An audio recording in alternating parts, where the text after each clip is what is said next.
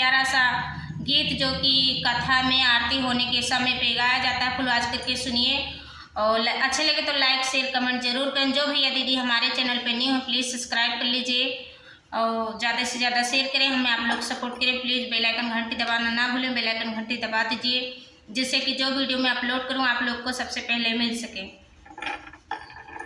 आरती ली है हाथ तुलसी पूजन सीता ने करी, आरती ली है हाथ तुलसी पूजन सीता ने करी तो करी ससुर जी के चुआरी सासुइया जी के जाना तुलसी पूजन सीता ने करी, आरती ली है हाथ तुलसी पूजन सीता ने करी तो करी जियाठ जी के चुआरी रमा जेठनिया जी के जाना तुलसी पूजन सीता ने करी,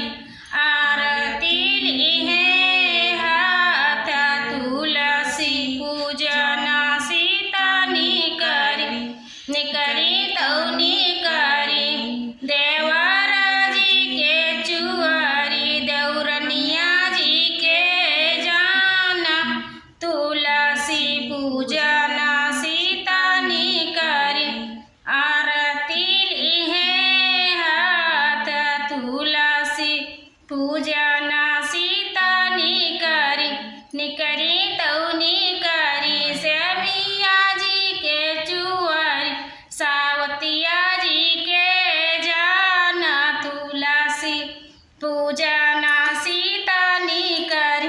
पसीना छूट जाता है, फिर भी आप लोग ना देखो फुलवाज करके तो बेकार है।